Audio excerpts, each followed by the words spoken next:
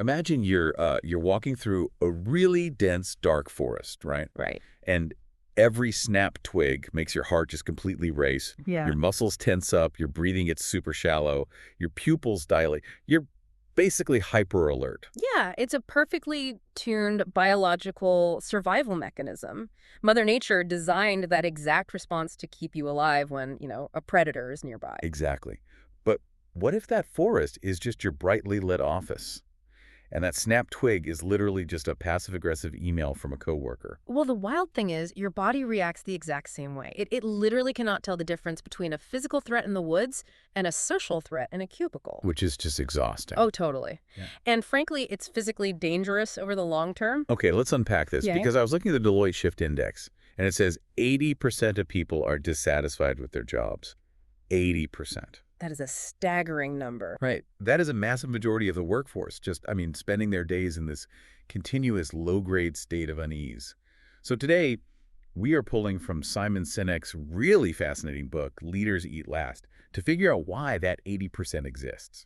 Yeah, and our mission for this deep dive is to explore how true leadership isn't just, some management theory you pick up in business school. It's actually a biological and anthropological necessity. We're going to give you a completely fresh lens to evaluate your own organization, your leaders, and honestly, your own daily stress levels. Yeah. I mean, why do some organizations thrive in absolute chaos while others just collapse from the inside out over the smallest things? To understand how corporate teams survive external threats, we actually have to look at how human beings survive literal, physical, life or death situations. Right, stripping away the boardroom entirely. Exactly. We have to look at survival in its rawest form. Yeah. And there's this incredible story in our sources that perfectly illustrates this. It's about this U.S. Air Force pilot, Captain Mike Drowley. Oh, Johnny Bravo. Yes! Call sign Johnny Bravo.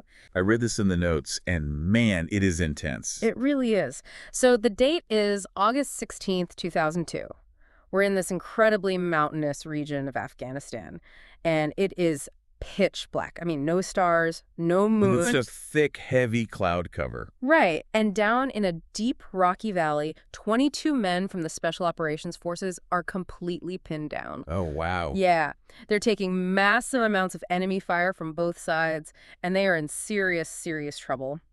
Meanwhile, thousands of feet above those thick clouds, perfectly safe in his A-10 Warthog aircraft, is Johnny Bravo. Safe and sound. Exactly. He can't see the troops, but he hears those three terrifying words over the radio.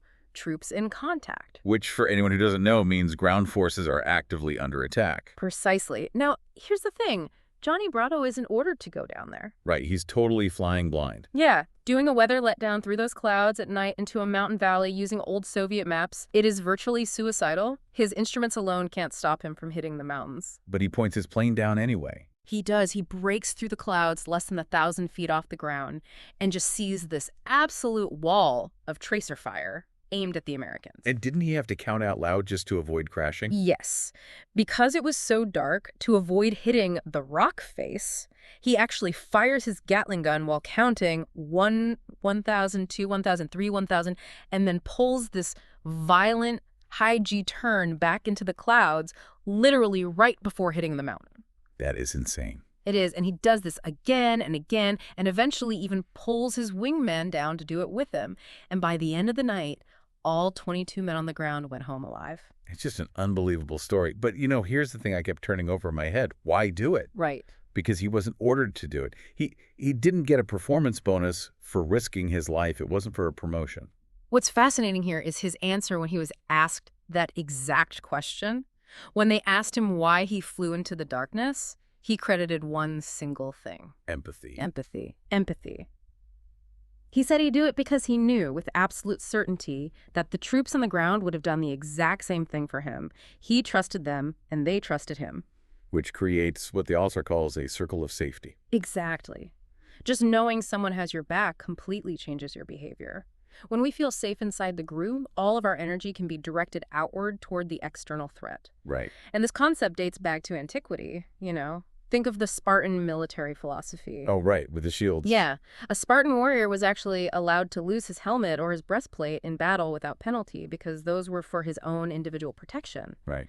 But if he lost his shield, it was the ultimate crime. Because the shield was for the safety of the whole line. Exactly. And the United States Marine Corps operates on a similar tradition, which is actually where the book gets its title, Leaders Eat Last. Right. When they line up for chow, the most junior are served first. And the most senior are served last. There's no order given, they just do it. The anthropological cost of leadership is self-interest. You put the needs of the group above your own. Okay, here's where it gets really interesting, but also a little confusing for you and me, because I get it. Marines, Spartans, fighter pilots, they deal with literal survival. Sure. The threats are super obvious, but most of us aren't dodging literal bullets in a cubicle. We're dodging, I don't know, accounting errors or a bad quarterly report or rumors of downsizing. So how does a battlefield circle of safety translate to a modern office? Well, it translates perfectly because, biologically speaking, our brains haven't evolved past the Paleolithic era. We're still cavemen. Basically, yeah. As we mentioned with the forest analogy earlier, your body cannot tell the difference between a looming layoff and a stalking saber-toothed tiger. The physiological response is totally identical. Right. And to understand why we react the way we do at work, we have to look at the chemical operating system Mother Nature gave us to keep us alive. Okay, let's break these down because the sources break this down into 4 primary chemicals, right? The EDSO system. Yep. Endorphins, dopamine, serotonin, and oxytocin. This explains so much about human behavior. Let's start with the first 2. Okay, so endorphins and dopamine, these are what we call selfish chemicals. Because they're just for the individual. Exactly. They're designed to help you, as an individual, get things done. Endorphins really serve one primary purpose, which is to mask physical pain with pleasure. So in caveman times, if you were tracking an animal for 20 miles, you couldn't just stop because your feet hurt. Right. Endorphins masked that pain so you could secure food. Today, it's what gives endurance athletes a runner's high. Okay, masking pain. Got it. What about dopamine? So dopamine is the chemical of progress and goals. Right. It's that highly addictive hit of satisfaction you get when you finally find your lost keys. Or when you cross a huge task off your to-do list. Yes. It's a highly visual chemical. Our ancestors needed a burst of dopamine when they spotted a fruit tree in the distance to motivate them to keep walking toward it. When you reach the goal, you get a massive hit. But the problem the book points out is that in the modern world, dopamine has been completely hijacked. Oh, totally. We've become completely addicted to the dopamine hit of hitting arbitrary corporate numbers, checking off short-term metrics, or, just hearing the ding of a new text message. We are chasing these selfish chemicals constantly at the expense of everything else, which is incredibly dangerous. Because we're a social species. Right. While endorphins and dopamine help us hunt and gather as individuals, we would never survive alone. If we only cared about our own dopamine hits, the tribe would just fall apart. That's where the selfless chemicals come in, serotonin and oxytocin. Exactly. These exist to incentivize us to work together. I love this part of the notes. Serotonin is the leadership chemical, right? Yes. It is the feeling of pride and status. It's that feeling you get when someone you really respect acknowledges your hard work. Like the Sally Field Oscar speech. Right. The text brings that up. You like me right now, you like me. That overwhelming feeling of public recognition, of raising your status in the tribe that is serotonin flooding your veins. Biologically, it reinforces the bond between a leader and a follower, or a parent and a child. It makes the follower want to make the leader proud, and it makes the leader want to protect the follower. And finally, there is oxytocin. This is the chemical of deep, long-lasting trust and empathy. It's triggered by physical touch, like a handshake or a hug. And acts of human generosity. Yeah. If you help a colleague with a project expecting nothing in return, you get a hit of oxytocin, they get a hit, and incredibly, anyone who just witnesses the act gets a hit too. It physically binds the tribe together. Yeah. I like to think of oxytocin like the lubrication in a snowmobile. Okay, like where this is going. Right. Like, if human beings are snowmobiles, we are perfectly built to operate in the snow. A trusting, cooperative environment is our snow.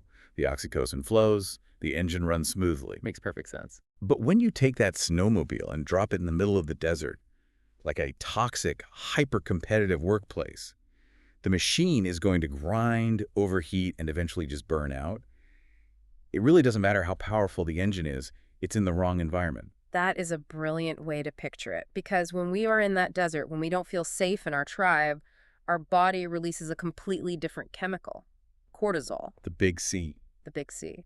Cortisol is designed to keep us alive by triggering paranoia. It's basically the gazelle warning system. Right. One gazelle hears a rustle in the grass. Gets a spike of cortisol, tenses up, and suddenly the whole herd is on high alert. But a gazelle only feels that for a few minutes. They either run away or they get eaten. Exactly. Cortisol is just the first stage of the fight-or-flight response. It's supposed to be a temporary alarm. When it's in your system, it pulls resources away from non-essential functions, like your immune system, and pumps it into your muscles so you can run. And it actively inhibits the release of oxytocin, right? Yes. Biologically, you cannot feel empathy or trust when you are terrified. But in a workplace where you constantly fear your boss or worry about layoffs or don't trust your peers, that alarm never shuts off. It's just like a dripping faucet of stress hormones in your veins. Which means a toxic workplace literally makes you biologically incapable of empathy while simultaneously destroying your physical health. Which brings to mind something from the notes that completely blew my mind. The Whitehall studies. Ah, yes. The Whitehall studies are profound. Yeah. British scientists studied thousands of government employees over decades to see how corporate hierarchy affects stress and health. Because we always assume the CEO at the top has the most stress. Right. Executive stress syndrome. Yeah, they have the most responsibility, so they must be the most physically taxed. But the Whitehall studies proved the exact opposite. Lower-ranking employees had an early death rate 4 times higher than top executives. 4 times. And this comes down to the mechanism of how our brain processes threat. Stress isn't caused by high-level responsibility. A CEO has high pressure, but they also have high control over their environment. So stress is caused by a lack of control. Exactly. When you are a lower-ranking employee who just has to follow arbitrary rules and you have no control over your schedule or your job security, your brain perceives that uncertainty as a constant looming threat. The cortisol drips constantly. Just let that sink in for a moment. Having a bad job with no control is physically as dangerous to your heart as being unemployed. It's terrifying. So if a lack of control is literally dripping cortisol into our veins and killing us, how do we fix it? A leader would have to willingly surrender their own control, right? To build that circle of safety. Exactly. And that is a terrifying gamble for a lot of executives. But let's look at a CEO who actually did it, Bob Chapman. Oh, they had a Barry Webler. Yeah. He acquired this distressed manufacturing plant called Hazen Sandiager. And when he walked in, he saw an environment entirely defined by control, suspicion, and cortisol. It was a totally segregated culture. Like, the office workers were trusted to manage their own time, while the factory floor workers were treated like untrustworthy children. Right. They had bells dictating exactly when they could take a break. They had to punch time clocks. And the spare machine parts were literally locked in wire cages because management just assumed that the workers would steal them. But Chapman had an epiphany while sitting at a friend's wedding. He watched a father walk his daughter down the aisle and hand her over to her new husband, trusting him to protect her. And Chapman realized every single employee in his factory is someone's son or daughter. Wow. Their parents are handing them over to his company for 40 hours a week, hoping they will be cared for. So how did he actually change it? What did he do? He systematically stripped away the control mechanisms. He literally removed the locks on the spare parts cages. If you needed a part, you just went and got it. He ripped out the time clocks too, right? Yep, the clocks and the bells. He told the workers, "You are adults. Take a break when you need a break." He replaced a system of control with a system of trust. He surrendered his power over them. And when you remove the locks, you remove the cortisol. The biological result was insane. It was. Employees actually started caring for each other. The notes mentioned that when one factory worker's wife fell severely ill, his coworkers, spontaneously without management asking, donated their own paid vacation days so he wouldn't lose his paycheck while caring for her. That is pure oxytocin in action right there. And from a business standpoint, this wasn't just soft, fluffy management. It was highly profitable. Because the employees felt safe inside the circle, all their energy went into innovating and improving the company. Revenue grew from $55 million to $95 million. And when the 2008 financial crash hit, they lost 30% of their orders overnight. The board told Chapman to do mass layoffs. But he refused. He refused. He fulfilled the biological obligation of a leader. He provided protection from above. Instead of layoffs, he instituted a mandatory furlough program. Meaning everyone took a hit. Right. Every employee, from the CEO to the floor worker, had to take 4 weeks of unpaid time off. He explained it simply. It is better that we all suffer a little. so that none of us has to suffer a lot. But wait, Chapman inherited a manufacturing plant? I mean, it's easy to see how treating factory workers like adults boosts morale. What about a modern knowledge worker environment where performance is everything? Okay, fair question. Right. If you stop controlling people and remove the fear of getting fired, don't they just stop working? That is the logical assumption, yeah.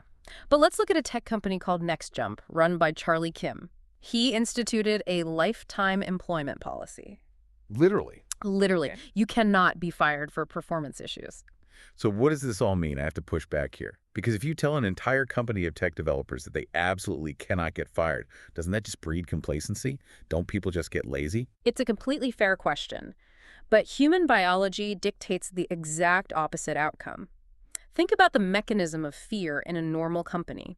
If you miss your numbers, you get put on a performance improvement plan. Which is basically slow motion firing. Exactly. Your cortisol spikes. You stop sharing information with your team because you are competing against them to survive. Right. But at NextJump, they view the company like a family. If your child brings home a C- on the report card, you don't fire them from the family. Oh, wow. You get them a tutor. Yes. So at NextJump, if you are struggling with your performance, you don't get a pink slip. You get a coach. That completely flicks the dynamic. It does. When you completely remove the internal threat of losing your livelihood, you remove the cortisol. And when people feel entirely secure in their circle of safety, all of their energy and all of the oxytocin and dopamine is directed outward towards solving the company's problems and fighting the external competition. The results speak for themselves. At NextJump, employee turnover dropped to 1%, and their revenue growth jumped from 25% to 60%. People don't get lazy when they feel safe, they get brave. Precisely. Okay, but if empathy and the circle of safety create such massive financial success, lower turnover, and literally keep employees from dying of stress-induced heart disease, why isn't every company doing this? Why is the modern corporate world so obsessed with short-term numbers? Where did we go wrong? To understand that, we have to look at the anthropological alpha contract.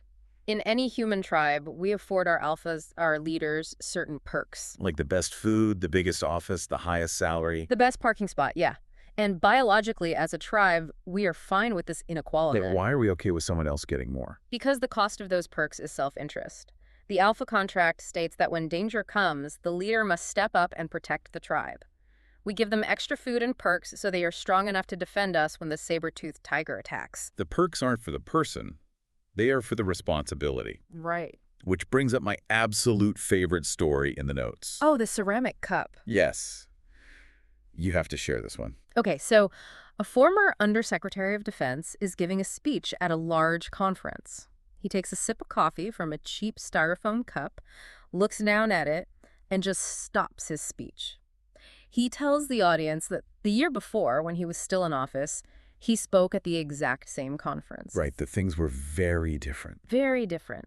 Because of his high position, he was flown business class, escorted to his hotel, driven to the venue, and when he asked for a coffee, someone brought it to him in a beautiful ceramic cup. But this year, out of office, he flew coach, took a taxi, and poured his own coffee in the lobby into a styrofoam cup. Right. And he tells the audience, the ceramic cup they gave me last year, it was never meant for me at all. It was meant for the position I held. I only ever deserved a styrofoam cup. I only ever deserved a styrofoam cup. That is powerful. The perks of leadership belong to the role of protecting others, not the individual's ego. And if we connect this to the bigger picture, we can pinpoint exactly when our corporate culture forgot the lesson of the styrofoam cup. It was a massive generational shift. Yeah. The greatest generation grew up during the Great Depression and World War II. They learned to survive through extreme scarcity by relying on each other. It was a culture of we. Right, they bought war bonds, they rationed their food, they sacrificed for the group, but then they raised the baby boomers in an era of unprecedented post-war wealth and peace. And the environment changed from scarcity to abundance. The cultural mindset shifted from we to me. And this shift fundamentally altered corporate behavior, culminating on a very specific date, August 5, 1981. That was the day President Ronald Reagan fired over 11,000 striking air traffic controllers from the Panchico Union. Now, looking at this impartially, and I want to be very clear, we are not discussing the politics of this event or whether the strike was legally justified. Right, not at all. We're not picking sides on the politics. We are strictly looking at the historical and cultural impact of that single day. By firing 11,000 people en masse to solve a short-term economic disruption, it unwittingly sent a massive cultural signal to eager CEOs across America. It normalized the idea that treating human beings as an expendable expense was an acceptable, standard tool to balance the books. It fundamentally broke the alpha social contract. Before 1981, laying people off was seen as a last resort, a total failure of leadership. But after 1981, it became a strategic move to boost the stock price. We started sacrificing the people to save the numbers instead of sacrificing the numbers to save the people. Which brings us right back to cortisol. If you work in a place where you know you could be sacrificed at the end of the quarter just to make a spreadsheet look better for shareholders, you will never fully trust your leaders. How could you? You'll hoard information, you'll play politics, and you look out for yourself because your biology is telling you that you are entirely on your own. Because you can't trust the system. You can't trust the rules to protect you. Which is the perfect way to wrap this up, really. Rules and technology cannot be trusted. Only people can be trusted. Right.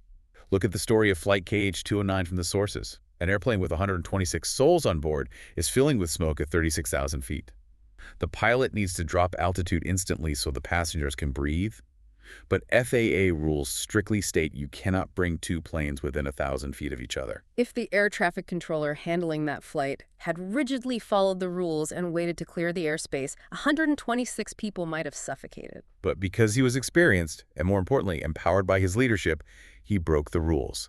He steered the distressed plane right past another aircraft to get them down safely. We don't want robots managing our safety, and we don't want blind obedience to a spreadsheet.